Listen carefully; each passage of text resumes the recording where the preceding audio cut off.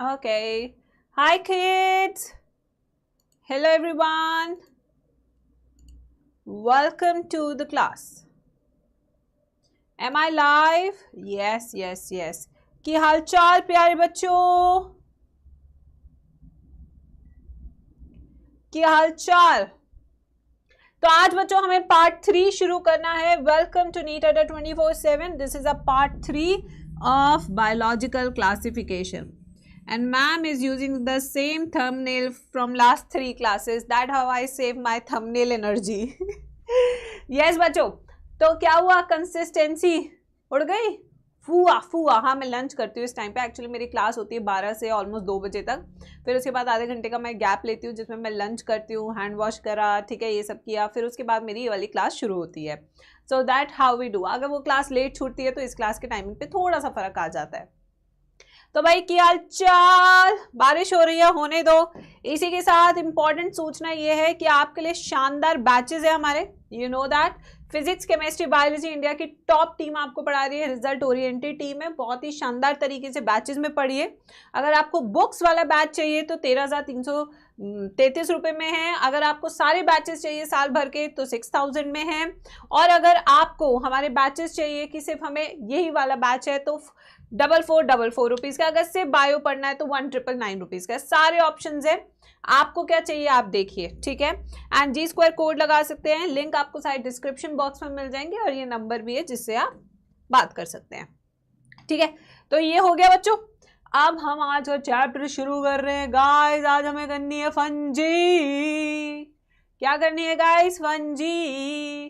कल की क्लास समझ में आई थी या नहीं आई थी? तो आज हमें फाइकोमाइसिटिस शुरू करना है. आज हमें यहाँ से शुरू करना है. टुमारो मैंने लिखा हुआ है तो यहाँ से हम शुरू करेंगे. DPP आज आपको मिल जाएगी मेरे टेलीग्राम चैनल पे, गर्मागोल बायोलॉजी पे, ठीक है. और क्या चाहिए? नोट्स भी मैंने कल के शेयर कर दिए थे. जब तक चैट्स में दिल नहीं बनेंगे आज की क्लास शुरू नहीं होगी, क्योंकि बिना जोश के ना हम पढ़ते हैं ना पढ़ाते हैं. जल्दी से बताइए. हाँ जी, जल्दी से बताइए. दिल बना दीजिए जल्दी से, क्योंकि बिना जोश के, बिना प्यार के ना पढ़ते हैं ना पढ़ाते हैं. कम ऑन बच्चों. PDF मैंने सेंड कर दी. इस वाले टेलीग्राम पे भी कर दूंगी जो ऊपर पिंड है, वो ज्वाइन कर लेना. हाँ जी. Ridham thank you so much. Mansi thank you. Rishu thank you.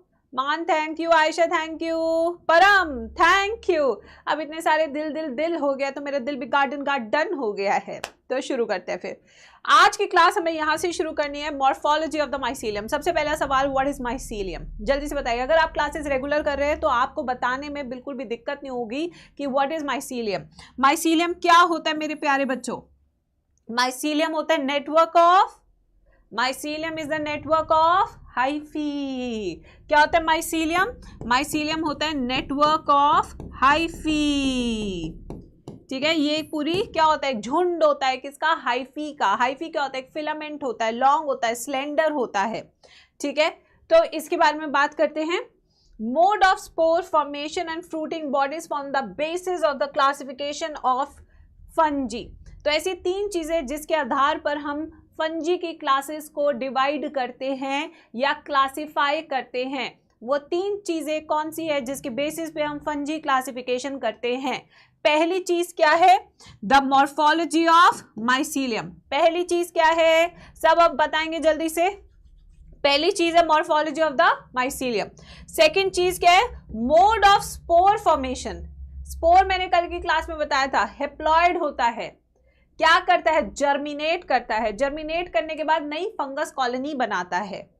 ये दूसरा. और तीसरा कौन सा पॉइंट है जिसके आधार पर हम फंजी क्लासिफिकेशन करते हैं? Fruiting bodies. तो 3 चीजें एक बार फिर से रिवाइज कर लेते हैं. पहली चीज कौन सी है मेरे प्यारे बच्चों?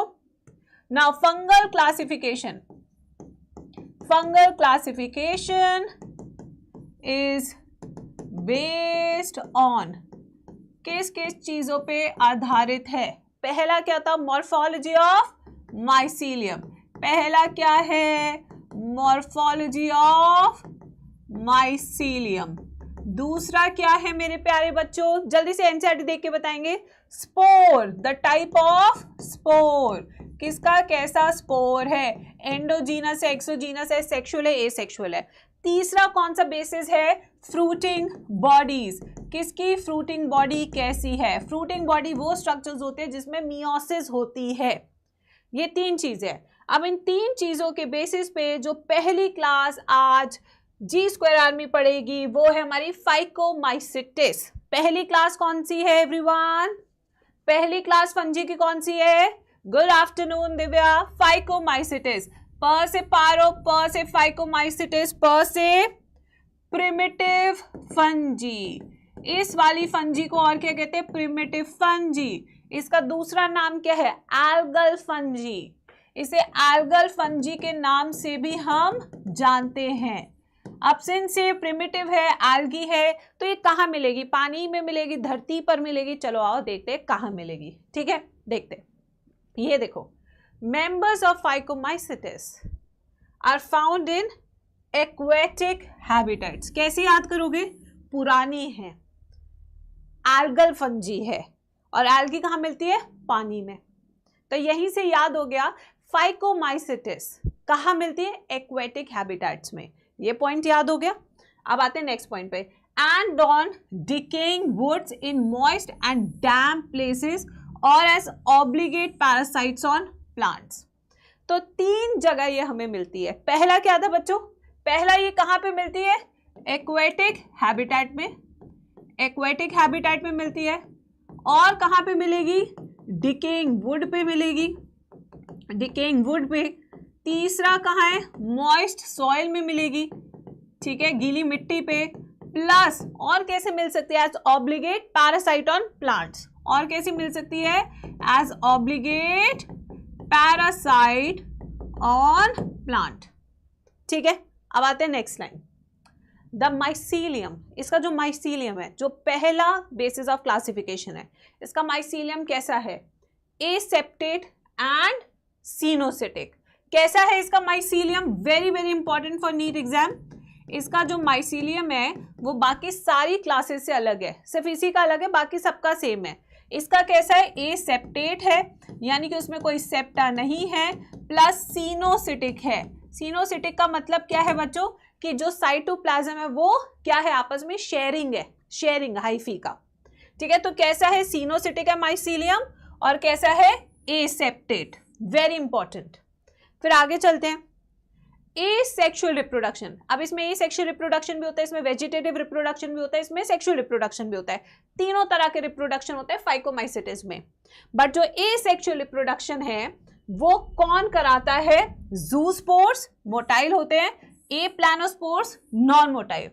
तो यानी कि यहाँ पे दो तरह के एसेक्सुअल स्पोर्स बन रहे हैं। कितने तरह के एसेक्सुअल स्पोर्स बन रहे हैं मेरे बच्चों, यहाँ पे एसेक्सुअल स्पोर्स दो तरह के बन रहे हैं, जो मोटाइल वाले होते हैं। अब जू क्या है, जू एनिमल होता है, और एनिमल क्या करते हैं, मूव करते हैं, तो जू स्पोर्स क्या हो गए, मोटाइल, ठीक है। अब दूसरा क्या है हमारा, ए प्लानोस्पोर्स। ये जो हमारे ए प्लानोस्पोर्स है वो कैसे हमारे इमोटाइल, ये कैसे होते हैं हमारे इमोटाइल। जूस्पोर्स, ए प्लानोस्पोर्स सेक्सुअल है या एसेक्सुअल है, बताइए जल्दी से सब क्लास में, ये सेक्सुअल होते हैं या एसेक्सुअल होते हैं, कैसे होते हैं बताओ जल्दी से। यस, यूट्यूब पे आते हैं ना तो 10% बच्चा तो फर्जी होता है 90% अच्छा होता है, बट 10% पागल होता है, वो क्लास को बस डिस्ट्रैक्ट करने के लिए ही आता है।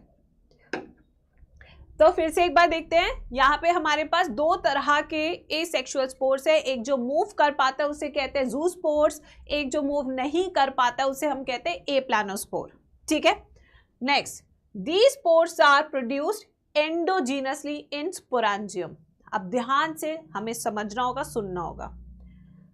अ zygospore is formed by fusion of two gametes. These gametes are similar in morphology, isogamous, or dissimilar, anisogamous or oogamous. Some common examples are mucorrhizopus and albugo. So यहाँ पे जो स्पोर्स हैं, दो तरह के स्पोर्स बताए, ज़ूस्पोर्स, ए प्लानोस्पोर्स, ठीक है।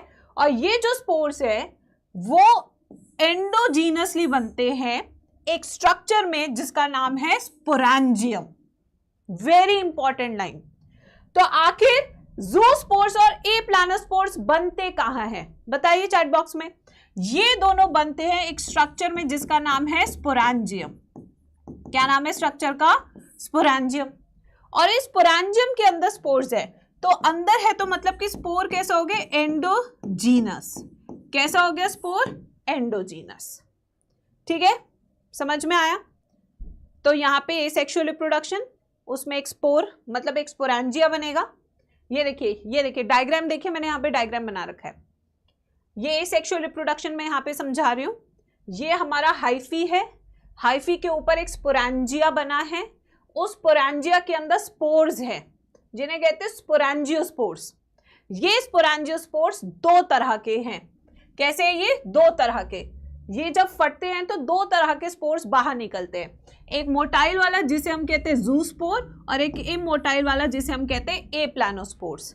तो ये हो गए ना हमारे दो तरह के स्पोर्स। अब स्पोर अंदर से बाहर निकले तो कैसा हो जाएगा? एंडोजीनस। कैसा हो जाएगा बेटा स्पोर? एवरीवन कैसा हो जाएगा? एंडोजीनस। ठीक है, अब आते हैं नेक्स्ट। अब यहाँ पे नेक्स्ट लाइन देखो, इनमें सेक्सुअल रिप्रोडक्शन भी होता है और सेक्सुअल रिप्रोडक्शन में जब दो गेमीट्स मिलते हैं तो क्या स्ट्रक्चर बनता है? जाइगोस्पोर। क्या बनता है तब? जाइगोस्पोर। अब देखिए इनका सेक्सुअल रिप्रोडक्शन भी सब समझेंगे, यहाँ पे पूरा डायग्राम मैंने बना रखा है। अब देखो ध्यान से, यहाँ पे ये एक हाइफी है, ये दूसरा हाइफी है, गेमीट है मान लीजिए। ये दोनों आपस में पहले क्या हो रही है? प्लाज्मोगैमी। प्लाज्मोगैमी क्या होती है? Fusion of protoplasm. अब फ्यूजन ऑफ प्रोटोप्लाज्म के बाद क्या हो रहा है? फ्यूजन ऑफ न्यूक्लियस यानी कि कैरियोगैमी। जब आपका फ्यूजन ऑफ न्यूक्लियस हो जाएगा, कैरियोगैमी हो जाएगी, तब क्या बनेगा आपका? जाइगोस्पोर, जो कि डिप्लॉयड है। अब इस जाइगोस्पोर में मियोसिस होगी जिससे बनेगा वापस से स्पोरेंजिया और हेप्लॉइड स्पोर्स बनेंगे। तो इस तरीके से होता है सेक्सुअल रिप्रोडक्शन। अब यहाँ पे जो गेमीट्स हैं, ये गेमीट्स अगर इनकी मॉर्फोलॉजी अगर दिखने में सेम है तो ये गेमीट्स आइसोगैमस भी हो सकते हैं और ये गेमीट्स एनिसोगैमस भी हो सकते हैं, इवन ऊगैमस भी हो सकते हैं। तो हर तरह के इनके गेमीट्स हो सकते हैं as per written in NCERT. अब देखिए, now trick to remember phycomycetes. The trick to remember is Ram, RAM, Ram. ठीक है, पूरी एक स्टोरी बनाऊंगी, राम कैन ऐसे करके। राम, राम क्या है? R से हमारा क्या है? राइजोपस, A से एल्ब्यूगो, M से हमारा म्यूकोर। राइजोपस को ही हम क्या कहते हैं? Bread mould. ये वही फंजी है जो आपकी ब्रेड पे लगती है। दूसरा एल्ब्यूगो। एल्ब्यूगो इंपॉर्टेंट क्यों है? बिकॉज ये पैरासाइट होता है किस पे? मस्टर्ड पे। It's a parasite on mustard. And तीसरा है हमारा म्यूकोर। तीसरा कौन सा? हमारा म्यूकोर। तो फाइकोमाइसिटिस के तीन कौन से एग्जाम्पल्स हैं? जल्दी से बताएंगे सब चैट बॉक्स में, कौन से तीन एग्जाम्पल हैं एवरीवन? इसके तीन एग्जाम्पल है RAM। R stand for, revise करो मैम के साथ, R stand for Rhizopus. R stand for Rhizopus. और राइजोपस क्या होता है? Bread mould. क्या होता है बच्चों? ये ब्रेड मोल्ड। A क्या है? एल्ब्यूगो। ए क्या हमारा? एल्ब्यूगो। ये जो एल्ब्यूगो है ये क्या होता है? It's a parasite on mustard. ये क्या होता है? पैरासाइट ऑन मस्टर्ड होता है। ठीक है, और M क्या है? M से क्या है हमारा? म्यूकोर।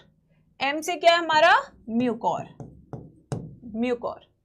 ठीक है, क्या ये पूरा क्लियर है? किसी को कोई भी दिक्कत? फाइकोमाइसिटिस समझ में आ गया पूरा? कोई भी ऐसी चीज जो नहीं समझ में आई हो, then I will start with ascomycetes, the sac fungi. देखो डायग्राम भी मैंने पूरे नोट्स में लगा रखे तुम लोगों के लिए। अब आते हैं हम एस्कोमाइसिटिस। स से सरगमपधनीसा। ठीक है, स से क्या है? Sac fungi. It is commonly called as sac fungi.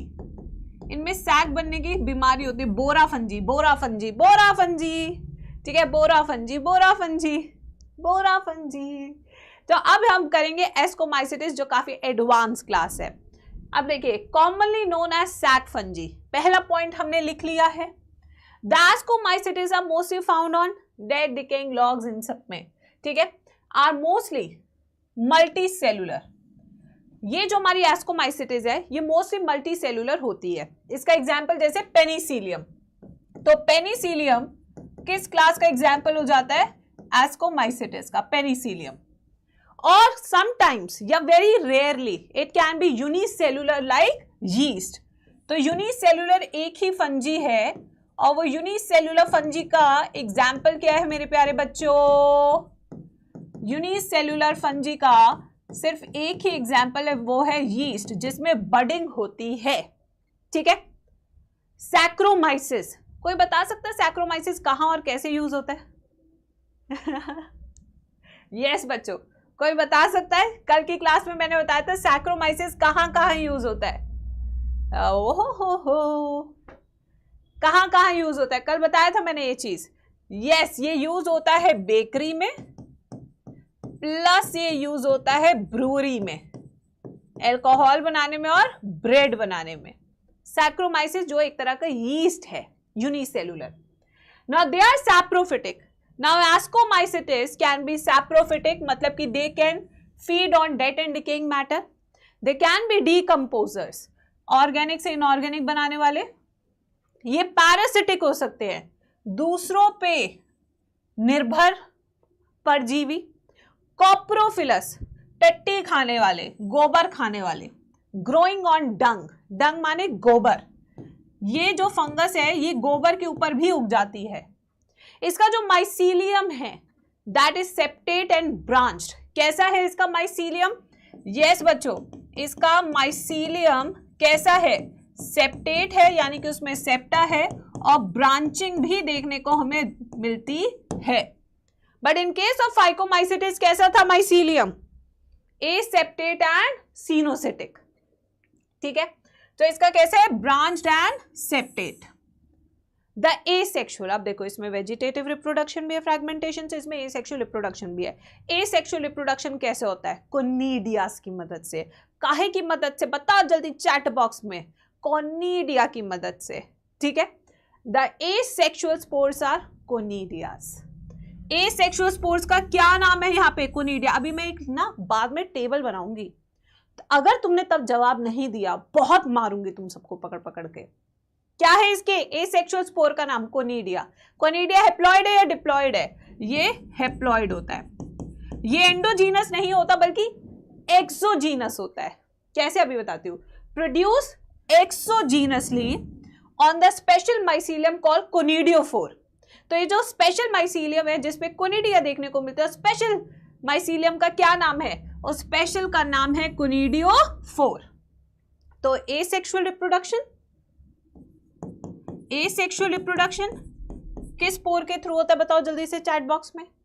किस स्पोर के थ्रू होता है एसेक्सुअल रिप्रोडक्शन? जल्दी बताओ चैट बॉक्स में। उसका नाम है कोनिडिया। और ये कोनिडिया एक्सोजीनस होते हैं, एंडोजीनस होते हैं? बाहर होते हैं, अंदर होते हैं? ये बाहर होते हैं, एक्सोजीनस। और जिस माइसीलियम पे ये कोनिडियास मिलते हैं उस मॉडिफाइड माइसीलियम को क्या कहते हैं? कोनिडियोफोर। क्या कहते हैं उसको? कोनिडियोफोर। ये पॉइंट्स हमने लिख लिए। अब आते हैं इसके सेक्सुअल रिप्रोडक्शन पे। Conidia on germination produce mycelium, ठीक है। सेक्सुअल स्पोर, यानी यहां पे सेक्सुअल रिप्रोडक्शन है बाबू, है। फाइकोमाइसिटिस में जाइगोस्पोर बनता था, यहां देखते हैं क्या बनता है, ठीक है। ध्यान से सुनना, ये बड़ा इंपॉर्टेंट लाइन आने वाला है। Sexual spores are called ascospores. Sexual spores का क्या नाम है बच्चों? एस्कोस्पोर, ठीक है। विच आर प्रोड्यूस एंडोजीनसली, यानी कि एस्कोस्पोर किसके अंदर बन रहा है? अंदर बनता है ये किसके? एक सैक लाइक स्ट्रक्चर में कॉल्ड एस्काई। तो एक सैक लाइक स्ट्रक्चर बनाते हैं, ये हमारा सैक लाइक स्ट्रक्चर। इस सैक लाइक स्ट्रक्चर को बोल रहे हैं एस्काई, और इसके अंदर बन रहे हैं स्पोर्स जो हैप्लॉइड हैं, इनको बोलते हैं हम एस्कोस्पोर्स। क्या बोलते हैं इनको? एस्कोस्पोर्स। तो सैक लाइक स्ट्रक्चर को क्या बोलते हैं बच्चा पार्टी? सैक लाइक स्ट्रक्चर को क्या बोलते हैं? एस्काई। उसके अंदर जो हैप्लॉइड स्पोर्स है उन्हें क्या बोलते हैं? एस्कोस्पोर्स। इतना एनसीईआरटी ने हमें बताया। और ये एंडोजीनस है क्योंकि अंदर बन रहे हैं, कोनिडिया बाहर बनते हैं, एस्कोस्पोर अंदर बनते हैं। These asci are arranged in different type of fruiting bodies called ascocarp. अब ये जो एस्काई हैं अलग अलग तरीके से अरेंज्ड होते हैं, इस तरीके से। जब ये बहुत सारे एस्काई आपस में अरेंज्ड होते हैं तो इस पूरे स्ट्रक्चर को हम क्या कहते हैं, इस पूरे स्ट्रक्चर को हम बोलते हैं एस्कोकार्प। एस्कोकार्प जो कि क्या है, हमारी फ्रूटिंग बॉडी। ये क्या बनी हमारी फ्रूटिंग बॉडी, ये लिखा है एनसीईआरटी ने। तो फ्रूटिंग बॉडी का नाम क्या है, एस्कोकार्प। जिसके अंदर मियोसिस हो रही है, जिसके अंदर स्पोर होता है, उसे क्या बोलते हैं, एस्काई। और जो सेक्सुअल स्पोर्स होते हैं उन्हें क्या बोलते हैं, एस्कोस्पोर। आगे चलते हैं, इसके 3 एग्जाम्पल है। राम कैन, एग्जाम्पल क्या है इसके, राम कैन, CAN। सी से क्लेविसेप्स, ए से हमारा एस्पेरिजिलस होगा, हाँ एस्पेरिजिलस है ना, हाँ एस्पेरिजिलस, और एन से न्यूरोस्पोरा। राम कैन, ये हमारे 3 एग्जाम्पल्स हो गए जो एनसीईआरटी ने लिखे हैं। अब देखिए यहाँ पे एस्पेरिजिलस, क्लेविसेप्स, न्यूरोस्पोरा। न्यूरोस्पोरा किस में यूज होता है, बहुत ज्यादा जेनेटिक और बायोकेमिकल स्टडीज में यूज होता है। प्लस इस एस्कोमाइसिटिस क्लास में मोरेल्स एंड ट्रूफल्स भी आते हैं जो कि बहुत महंगे होते हैं, जिन्हें खाने से क्या होता है, जवान बने रहते हैं। जवान बनने की निंजा टेक्निक है क्या, ट्रूफल्स। सुना हमारे देश के प्रधानमंत्री भी खाते हैं, ऐसे एक दो आर्टिकल में देखे थे हम, एक दो आर्टिकल में देखे थे, इसलिए बता रही हूं। जवान बने रहने के लिए ट्रूफल्स खाए जाते हैं। तो ये है हमारा एस्कोमाइसिटिस। अब इसके डायग्राम देख लेते हैं बच्चों। अब देखिए, ये स्पेशल माइसीलियम है which is modified into dash. अब आप आंसर दीजिए, ये स्पेशल क्या है, ये स्पेशल माइसीलियम है जो मॉडिफाइड है। इसको क्या बोलेंगे, इनको बोलेंगे कोनिडियोफोर्स। क्या बोलेंगे इन्हें, कोनिडियोफोर्स, जो कि क्या है, मॉडिफाइड माइसीलियम। ये है मॉडिफाइड माइसीलियम। इनके ऊपर टिप्स पे आप देख रहे होंगे हेप्लॉइड स्पोर्स है। ये जो हेप्लॉइड स्पोर्स है इन्हें कोनिडिया कहेंगे। अब ये कोनिडिया बाहर की तरफ है, किसी सैक के अंदर नहीं है, तो कोनिडिया एक्सोस्पोर है या एंडोजीनस है, एक्सोजीनस है, एंडोजीनस है। तो कोनिडियस आप देखेंगे बाहर की तरफ है, तो ये हो जाएगा एक्सोजीनस स्पोर, ये हो जाएगा एक्सोजीनस स्पोर। अब इसमें से जो ये 2 हैं, इनका नैन मटक्का शुरू हो गया, आय हाय नैन मटक्का आय हाय, ये नैन मटक्का शुरू हुआ। नैन मटक्का शुरू हुआ तो फ्यूजन हुआ, प्लाज्मोगैमी हुई, फ्यूजन ऑफ प्रोटोप्लाज्म, ठीक है। बट अभी न्यूक्लियस कह रहे नहीं, अभी मिलन आधा अधूरा है, मिलन भी आधा अधूरा है। प्लाज्मा प्रोटोप्लाज्म का फ्यूजन हो चुका है, न्यूक्लियस का फ्यूजन नहीं हुआ है। ये जो N+N स्टेज है, ये जो N+N स्टेज है, इसे हम क्या कहते हैं, डाइकैरियन। ये ट्रांजिएंट स्टेज होती है क्योंकि मिलन भी आधा अधूरा है। जब ये न्यूक्लियस में भी आपस में बात हो जाती है, जब इनका भी फ्यूजन हो जाता है, देन द कैरियोगैमी हैपेंस। ये हो गया fusion of nucleus, karyogamy. Karyogamy के बाद बनेगा जाइगोट, ठीक है, जाइगोस्पोर, जाइगोट। अब ये जो जाइगोट है, इसके आसपास क्या बनेगा, एस्काई। ये देखिए, ये हमारा क्या है, सैक लाइक स्ट्रक्चर है। इस सैक लाइक स्ट्रक्चर को हम बोलेंगे एस्काई, और एस्काई के अंदर क्या है, स्पोर्स, इन्हें बोलेंगे एस्कोस्पोर्स। क्या बोलेंगे इन्हें, एस्कोस्पोर्स। और ये जो पूरा स्ट्रक्चर बनेगा फ्रूटिंग बॉडी, इसे बोलेंगे एस्कोकार्प। इसे क्या बोलेंगे, एस्कोकार्प। फिर ये फट जाएगा, यानी कि एंडोजीनस होते हैं एस्कोस्पोर। फटने के बाद बाहर निकल जाएंगे एस्कोस्पोर्स, ठीक है, क्या निकल जाएंगे, एस्कोस्पोर्स बाहर निकल जाएंगे। तो इस पूरे डायग्राम से क्या पता लगता है, एस्कोस्पोर्स एंडोजीनस होते हैं या एक्सोजीनस होते हैं, कैसे होते हैं, एस्कोस्पोर्स अंदर से बाहर आते हैं, बाहर ही बाहर हो जाते हैं। तो ये अंदर से बाहर आ रहे हैं, तो यानी कि इसका नेचर कैसा होगा, एंडोजीनस। कैसा होगा इसका नेचर, एंडोजीनस। अब आते हैं तीसरी क्लास। तीसरी क्लास कौन सी है बच्चों? बेसिडोमाइसिटिस। बेसिडोमाइसिटिस, ब से याद रखना है bracket fungi, they are also called as bracket fungi, they are also called as club fungi.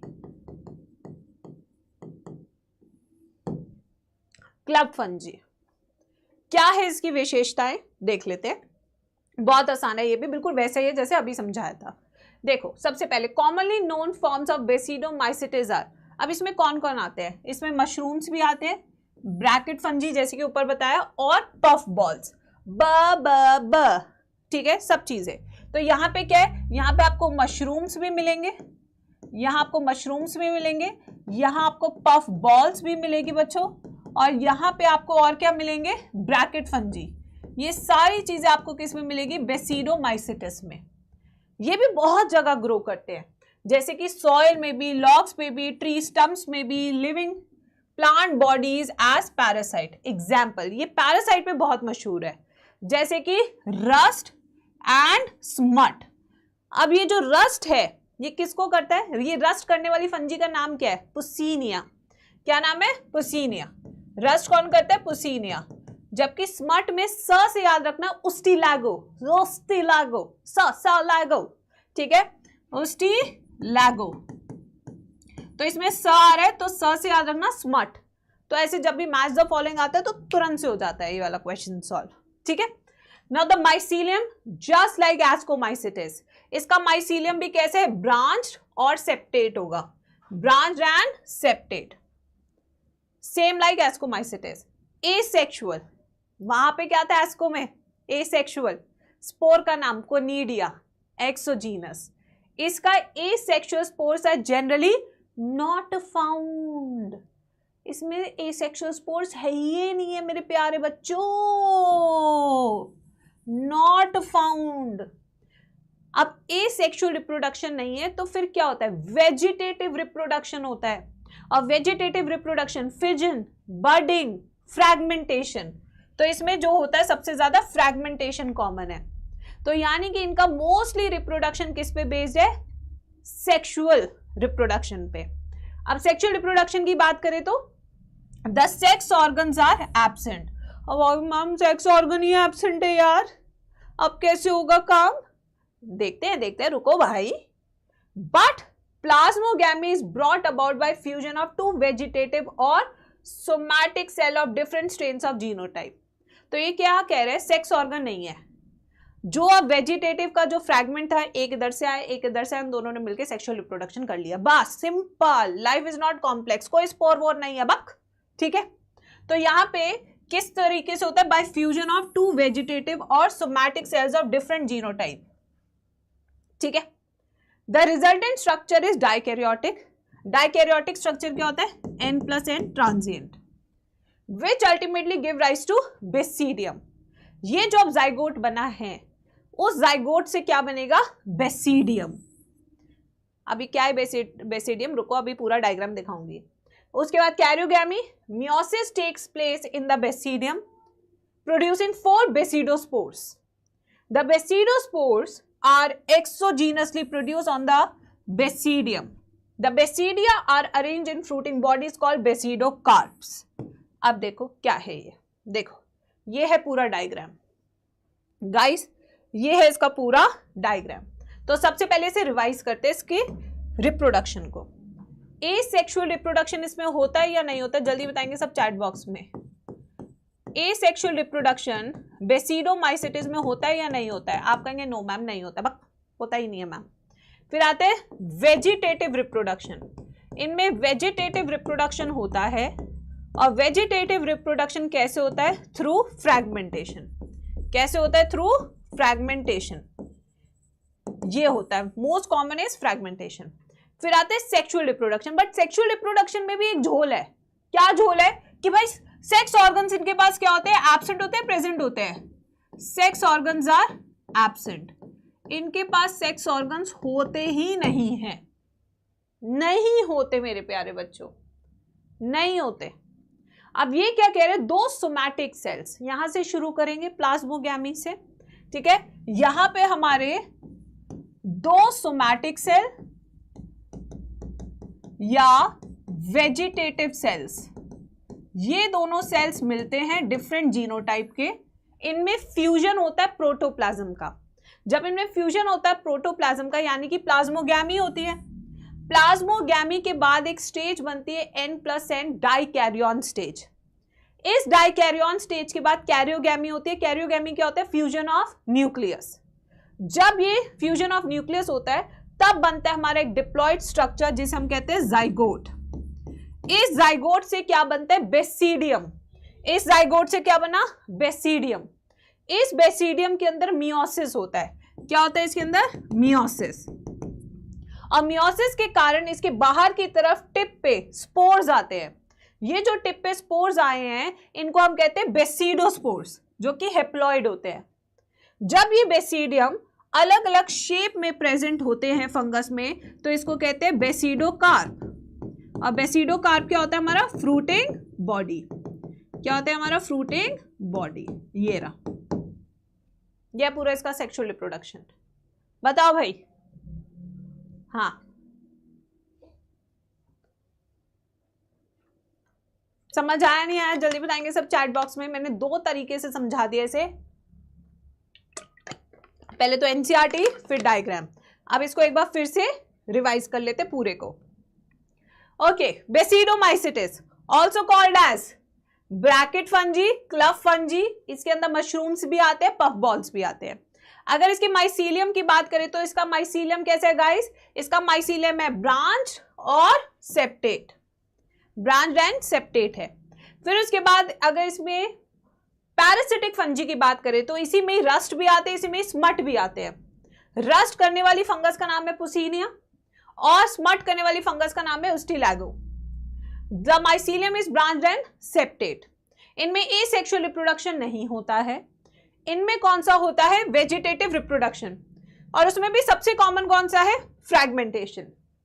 अब एनसीईआरटी कहती है जो सेक्सुअल रिप्रोडक्शन है उसके लिए सेक्स ऑर्गन ही नहीं है, ठीक है, होता ही नहीं है। तो इनके बाद प्लाज्मोगैमी, कैरियोगैमी, फिर डाइकैरियन, फिर कैरियोगैमी। उसके बाद आपका एक स्ट्रक्चर बनेगा डिप्लॉइड स्ट्रक्चर जिसका नाम है बेसिडियम।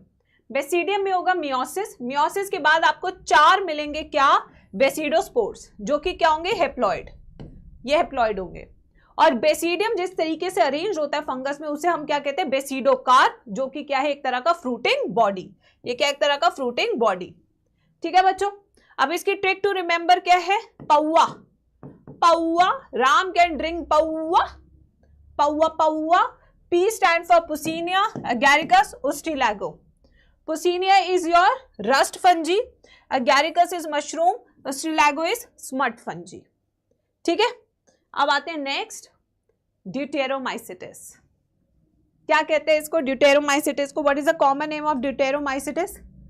बताइए, जिनको जितना भी आता है बताइए। पढ़ चुके होंगे आप अपने इंस्टीट्यूट्स में, अभी तो हम एनसीईआरटी पढ़ रहे हैं।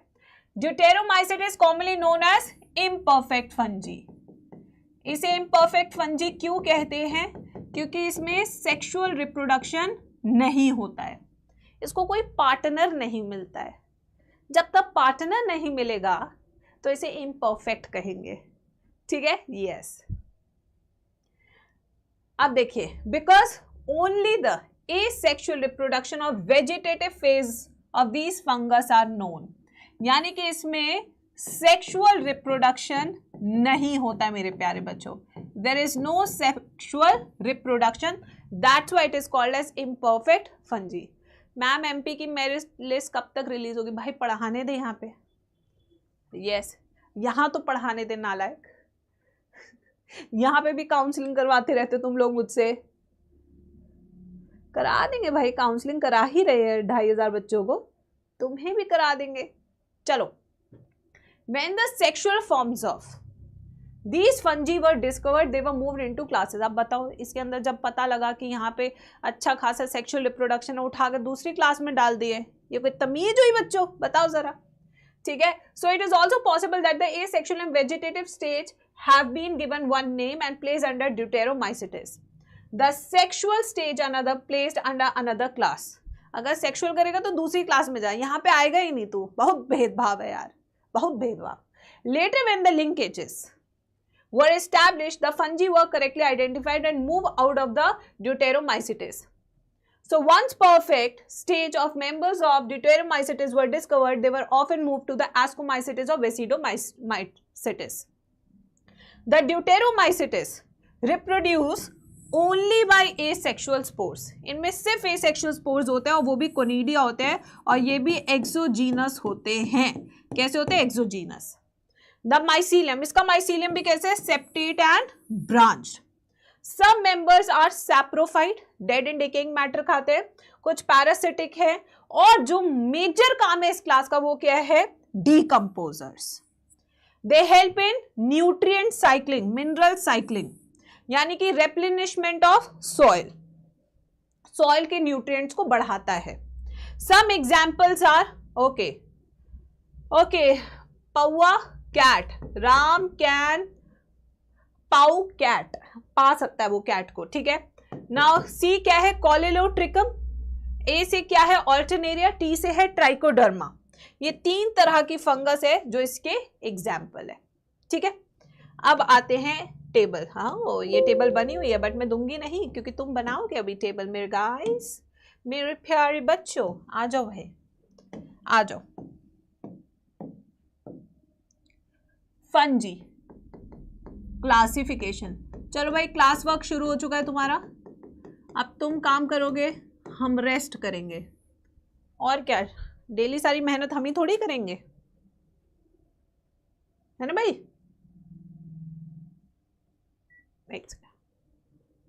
फैन स्पीड टेस्ट कर दो इसी की.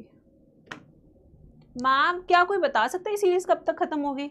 क्या बता सकती है आप क्लास कितना करने आएंगी? तब मैं बताऊंगी ये बात, ठीक है.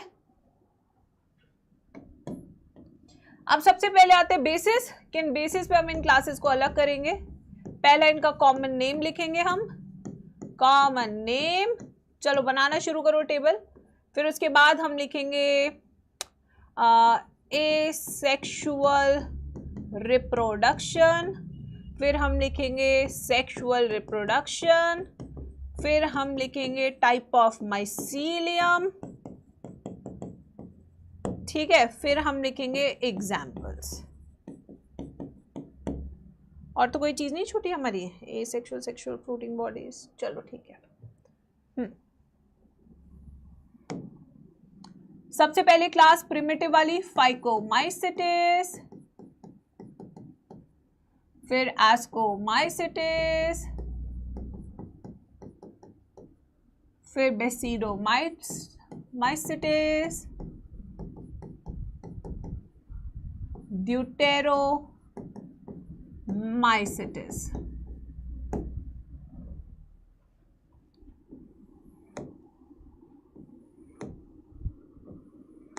चलिए बनाइए. Come on guys.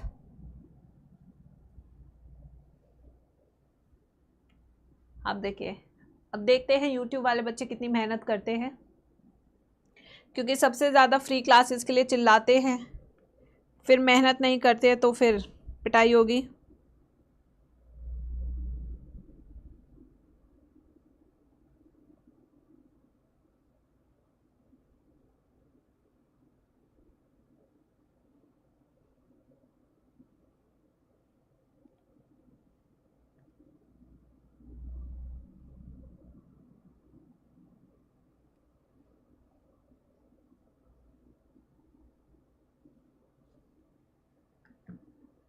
हो गया भाई? अब मैं स्टार्ट करूं. अब आते हैं कॉमन नेम पे. आइए, तो कॉमन नेम एक बार रिवाइज करते हैं. This is called as primitive fungi. This is also called as algal fungi. Ascomycetes also called as what? Also called as sac fungi. Basidiomycetes. This is also called as, yes, bracket fungi. This is also called as club fungi. Deuteromycetes is also called as what? Imperfect fungi. This is also called as imperfect fungi. ठीक है बच्चों? Now coming to the next. Asexual reproduction. Asexual reproduction कैसा होता है यहाँ पे? बताओ बताओ, अभी जस्ट मैम ने बताया यहाँ पे 2 तरह के स्पोर्स बनते हैं फाइकोमाइसिटिस में, एक बनता है ज़ूस्पोर और एक बनता है ए प्लानोस्पोर। ए प्लानो, अरे स्पेलिंग गलत हो गई भाई, अरे भाई लोगों, ए क्या बनता है, ए प्लानोस्पोर। जो ज़ूस्पोर है वो मोटाइल है, मोटाइल है, ये वाला मोटाइल होता है। ए प्लानोस्पोर कैसा होता है, इमोटाइल। ये जो स्पोर्स बनते हैं वो एंडोजीनस होते हैं, एक्सोजीनस होते हैं। ये दोनों के दोनों स्पोर्स कैसे होते हैं हमारे, एंडोजीनस। एंडोजीनस होते हैं, स्पोरेंजियम के अंदर बनते हैं। फिर आते हैं asexual reproduction in ascomycetes. Ascomycetes में किसके थ्रू होता है, कोनिडियास के थ्रू। कोनिडियास एक्सोजीनस, एंडोजीनस, जल्दी से बताइए सब। एक्सोजीनस, एंडोजीनस, कैसा होता है कोनिडिया, तो ये होता है हमारा एक्सोजीनस, क्योंकि ये टिप पे बनता है कोनिडियोफोर की। फिर उसके बाद आते हैं बेसिडोमाइसिटिस, ये इसके अंदर तो होते ही नहीं है। ड्यूटेरोमाइसिटिस में कैसे होता है sexual reproduction, again with the help of conidias. और कोनिडियास कैसे होते हैं, एक्सोजीनस। ये कैसे होते हैं बच्चों, एक्सोजीनस, ठीक है। फिर उसके बाद आता है सेक्सुअल रिप्रोडक्शन। फाइकोमाइसिटिस में सेक्सुअल रिप्रोडक्शन होता है, यस बिल्कुल होता है, वो होता है जाइगोस्पोर। क्या बनता है इसमें, जाइगोस्पोर डिप्लॉयड स्ट्रक्चर, ठीक है। फिर उसके बाद एस्कोमाइसिटिस, बिल्कुल इसमें भी होता है सेक्सुअल रिप्रोडक्शन। इसमें एक फ्रूटिंग बॉडी बनती है, ये फ्रूटिंग बॉडी है, ये एस्काई है और ये इसके अंदर के स्पोर्स है। चलो भाई सबका नाम बताना शुरू करो। What is a fruiting body called as, fruiting body को क्या कहते हैं, एस्कोकार्प। क्या कहते हैं, एस्कोकार्प फ्रूटिंग बॉडी। इसके अंदर सैक लाइक स्ट्रक्चर्स होते हैं। ये जो सैक लाइक स्ट्रक्चर्स होते हैं इन्हें क्या बोलते हैं, एस्काई। ये क्या है, asci which are sac like structure. और इसके अंदर हेप्लॉइड स्पोर्स होते हैं, क्योंकि मियोसिस हो रही है, जिसको हम बोलते हैं एस्कोस्पोर। ये क्या है, ascospore which are haploid structures, ठीक है। ये हमारा पूरा, तो ये जो स्पोर है एस्कोस्पोर्स, वो एंडोजीनस है या एक्सोजीनस है गाइस, ये कैसे है हमारे, एंडोजीनस या एक्सोजीनस। तो आप स्ट्रक्चर देख के बता सकते हैं, ये एंडोजीनस होते हैं, एंडोजीनस। फिर आते हैं बेसिडोमाइसिटिस के, इनके पास सेक्स ऑर्गन्स नहीं होते हैं, they don't have sex organs, बहुत समस्या है लाइफ में। फिर इसके बाद इनकी भी फ्रूटिंग बॉडीज बनाते हैं ऐसे,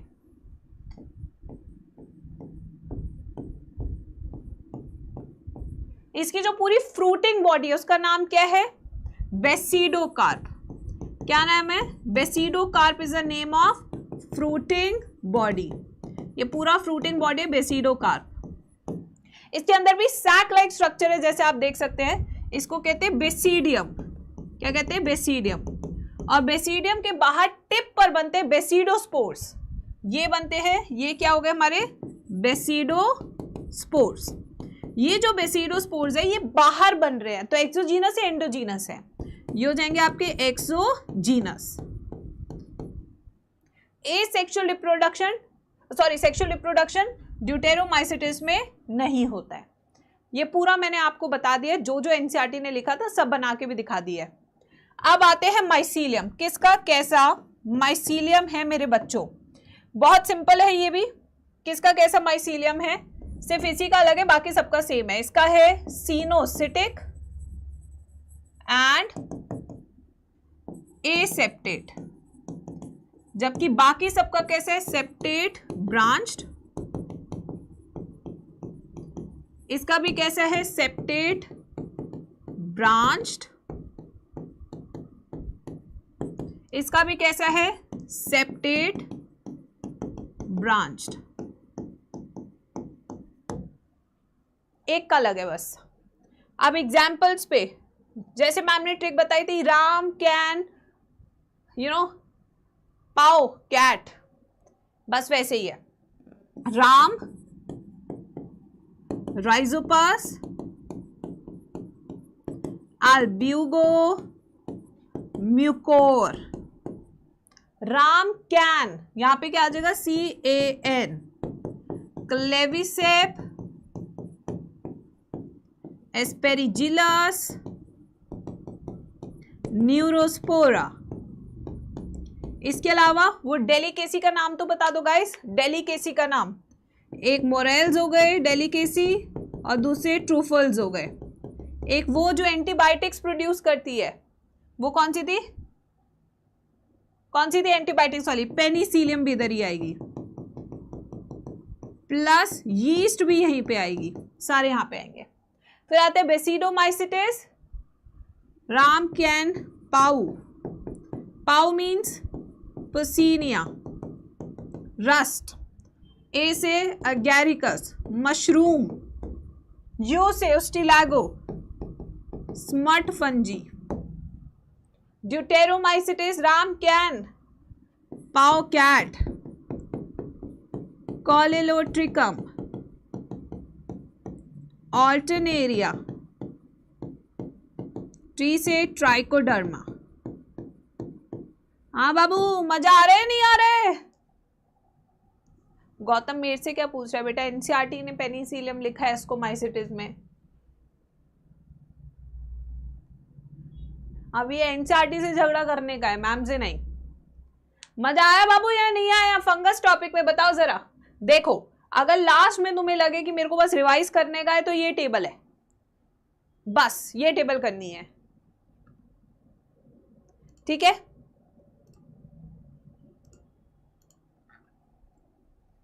रिवीजन भी हो गया, एनसीईआरटी भी हो गई, समझा भी दिया,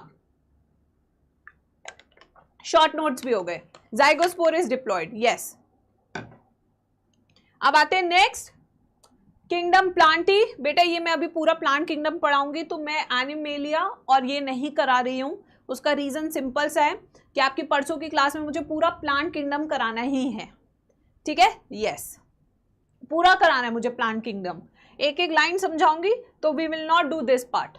हम ये करेंगे जो यूनिक पार्ट है इस चैप्टर का, यानी कि we will start from viruses, viroid, prions and lichens, जहां से नीट एग्जाम में एक क्वेश्चन कंफर्म आता है।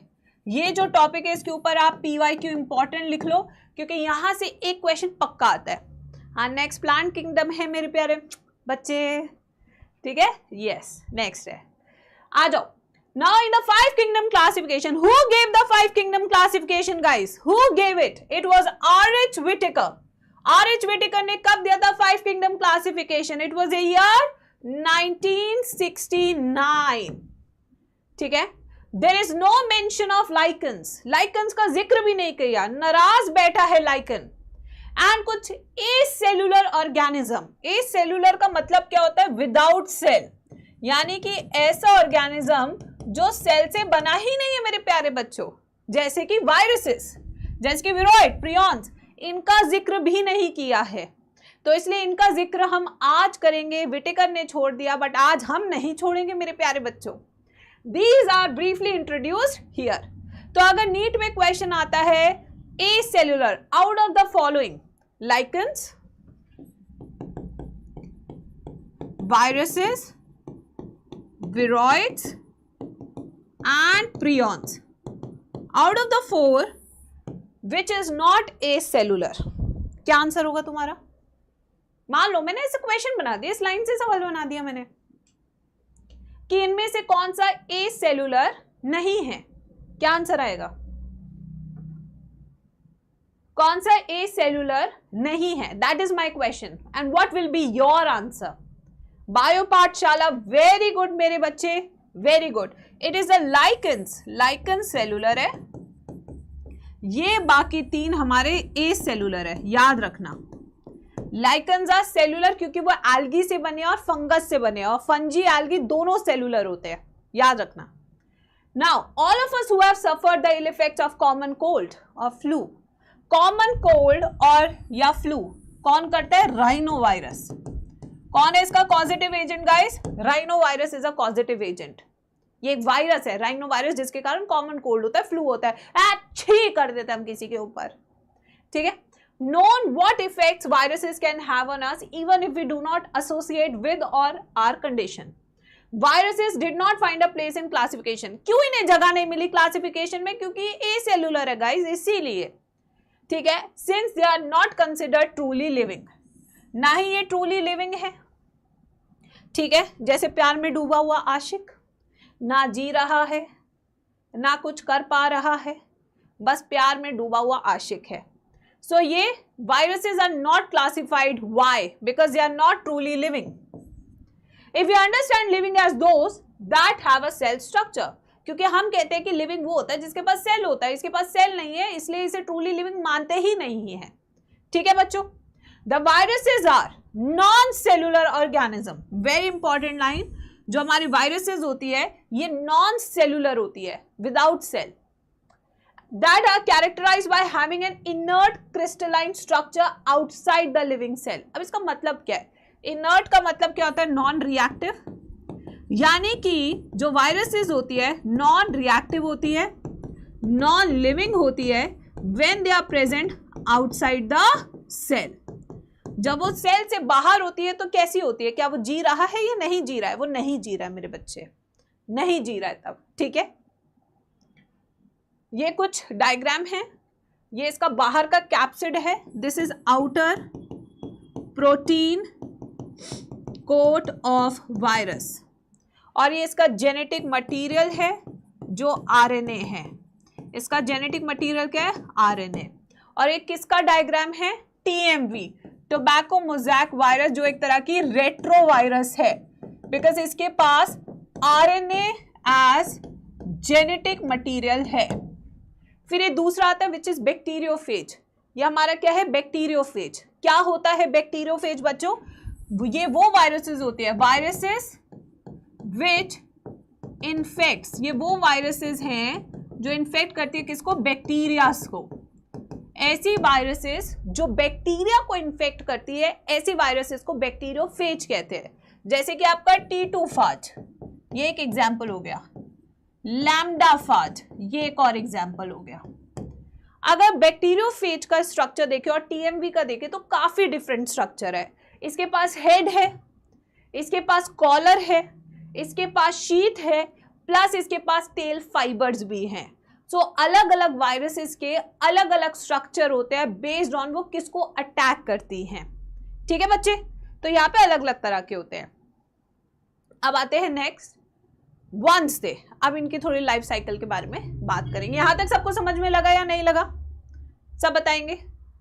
बैक्टीरिया ईटिंग वायरस नहीं, वायरस ईटिंग बैक्टीरिया, ज्योति ठीक है ना। वंस इन्फेक्ट, मान लो कि एक वायरस है, ये एक सेल है और इस वायरस ने इस सेल को इन्फेक्ट किया, They take over the machinery of the host cell। फिर वो कहते हैं कि चल गाड़ से निकाल, अब सारा काम मेरे को करने का है, मेरे ऊपर ही है अब सब कुछ जिम्मेदारी।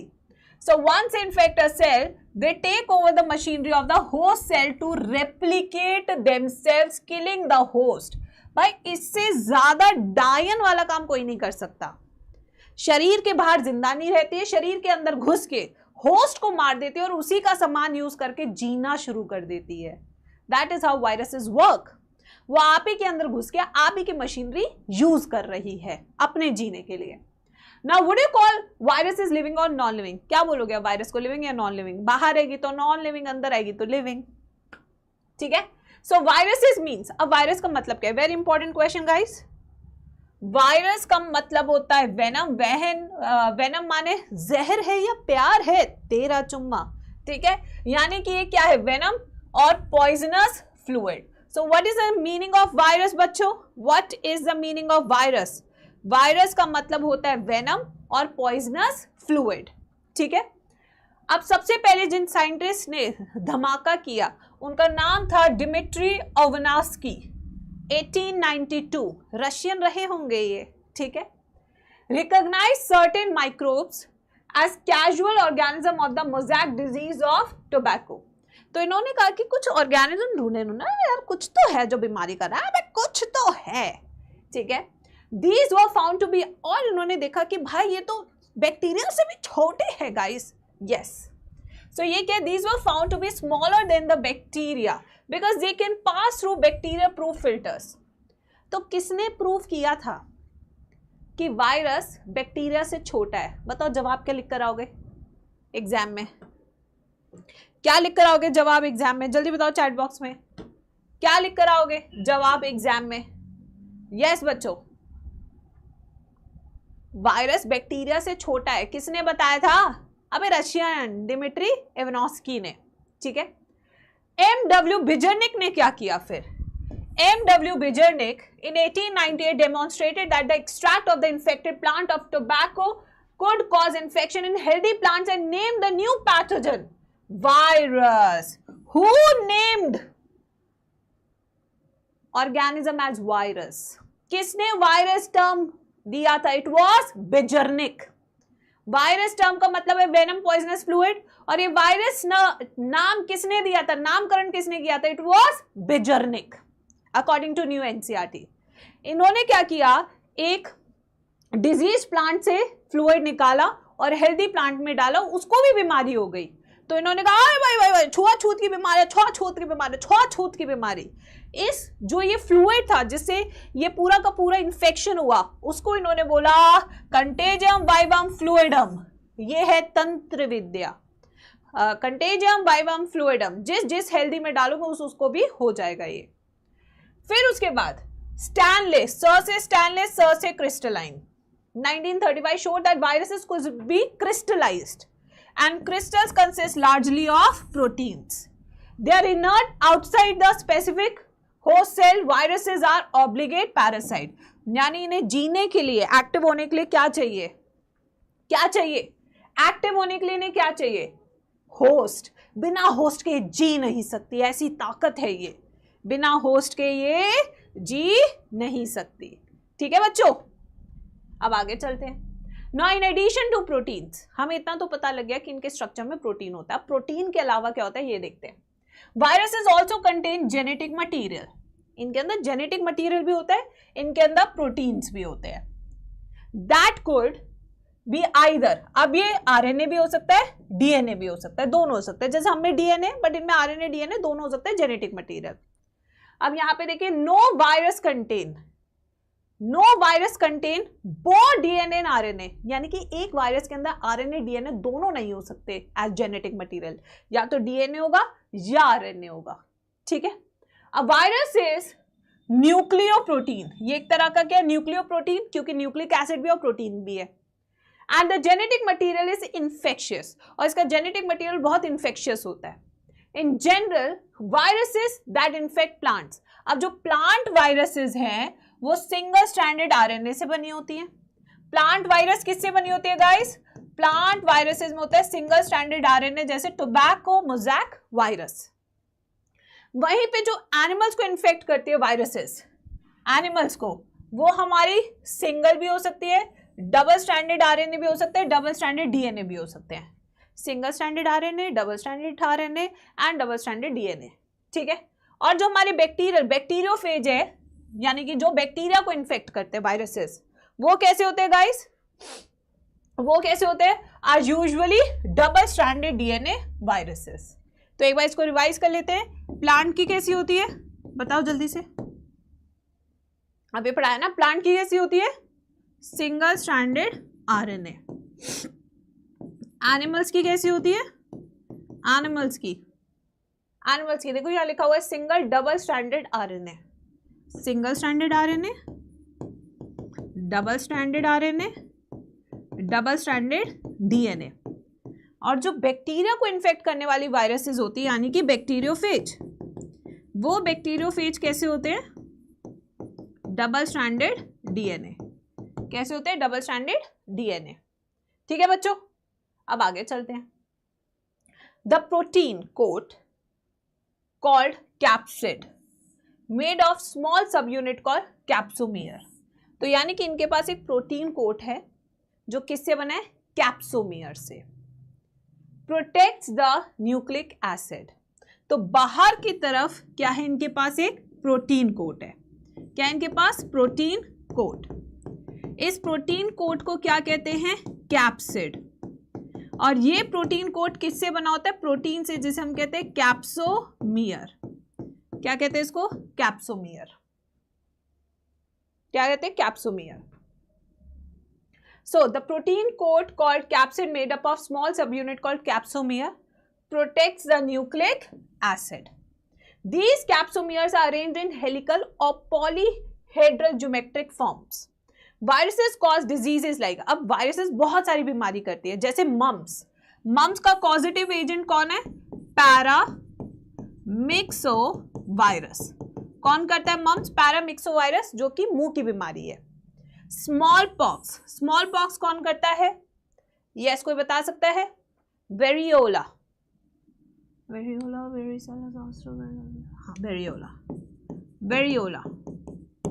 Herpes, human simplex virus. कौन करता है इसे? ह्यूमन सिंप्लेक्स वायरस हर्पीस करता है. ठीक है. फिर उसके बाद इन्फ्लुएंजा, इसका कॉजेटिव एजेंट है मिक्सोवायरस. एड्स का कॉजेटिव एजेंट कौन है? HIV, human immunodeficiency virus. is caused by a virus in plants. The symptoms can be mosaic formation, curling of leaves, rolling of leaf, yellowing and vein clearing, dwarfism, stunted growth. पेड़ ही नहीं उग पा रहा है. तो ये सब उसके क्या है? सिम्टम्स. अब आते विरोइड्स पे. उससे पहले मैं पानी पीऊंगी.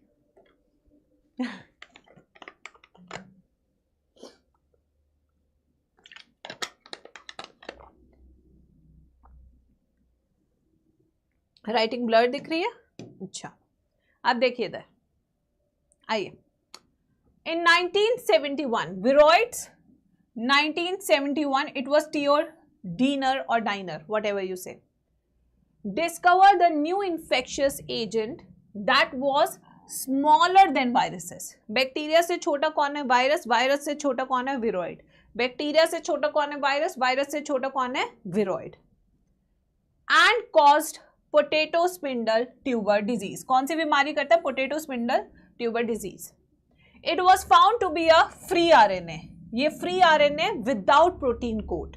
इसके पास प्रोटीन कोट नहीं होता, इसलिए और छोटा हो जाता है साइज में. That is found in the viruses. Hence the name viroid, because they are devoid of proteins. The RNA of the viroid was of low molecular weight. तो सबसे पहले बैक्टीरिया, बैक्टीरिया से छोटा वायरस, वायरस से छोटा विरोइड. विरोइड के पास क्या नहीं है? प्रोटीन कोट नहीं है, प्लस इसका RNA जो है वो लो मॉलिक्यूलर वेट का है. उसके बाद आते हैं प्रियॉन्स. प से पारो, पी से प्रियॉन, प से प्रोटीन. कुछ प्रोटीन से रिलेटेड है. In modern medicine certain infectious neurological disease were found to be transmitted by an agent consisting of, very important, abnormally folded proteins. The agent was similar in size to virus. यानी prion और virus का size same है. Prion और size of prion is equal to virus. यहां पे size of virus is greater than viroid. ये चीज याद रख लेना, क्योंकि ये आइडेंटिफाइंग फीचर्स होते हैं नीट एग्जाम में. Similar in size of virus. Next, these agents were called prions. The most notable disease caused by prions are bovine spongiform encephalopathy or BSE, commonly called mad cow disease. इसे क्या कहते हैं? mad cow disease. In cattle and analogous, मतलब humans में CR Jacob disease in humans. Lichens पे आते हैं. Let's come to lichens. आ जाओ, लाइकन पे आते हैं. लाइकन क्या है? पॉल्यूशन इंडिकेटर्स होते हैं, पढ़ा चुकी हूं मैं ये. चले. Lichens are symbiotic association between algae and fungus. Algae वाला पार्ट क्या है और फंगस वाला पार्ट क्या है? फंगस वाला पार्ट है माइक्रोबायोन्ट और एल्गल वाला पार्ट है फाइकोबायोन्ट. The algal component is known as phycobiont and fungal component is known as mycobiont, which are autotrophs. Algae autotroph है और fungus heterotroph है. Algae prepare food for fungi and fungi जो है क्या काम करेगी? Shelter और nutrients लाने का काम करेगी और पानी को लाने का काम करेगी as a partner. So close is their association that when you saw a lichen in nature, one would cannot imagine कि इतना ज़्यादा closely कैसे related है.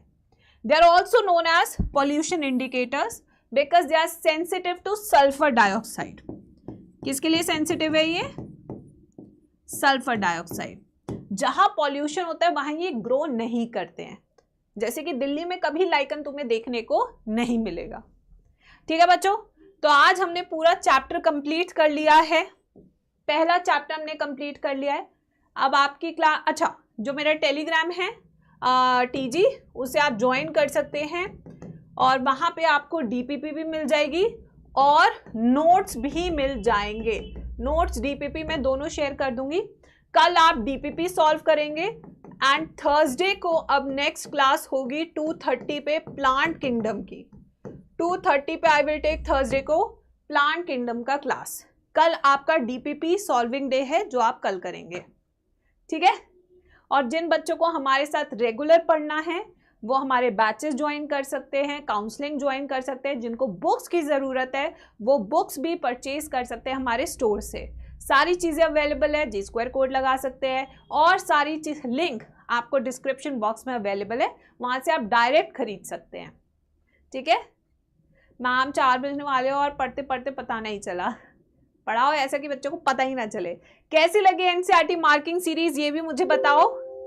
यस बच्चों, कैसी लगी एनसीईआरटी मार्किंग सीरीज?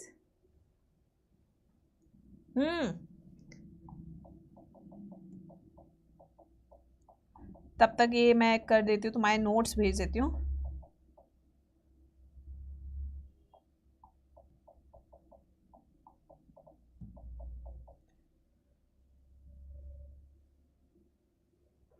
अच्छी है। अब इसी के साथ हम मिलेंगे, ठीक है, थर्सडे को 2:30 बजे मज़ेदार क्लास के साथ प्लांट किंगडम। मजा आएगा उसमें भी, ठीक है। लाइन टू लाइन समझा दूंगी पूरा। बाय बच्चों, टेक केयर। गर्मा गोल बायोलॉजी आप सर्च कर सकते हैं। Bye bye, take care, I miss you all, bye. परसों मिलेंगे 2:30 बजे। अटेंडेंस जरूर लगा देना, ऑलरेडी सेशन लग चुका है चैनल पे, अटेंडेंस जरूरी है, ठीक है। Bye bye.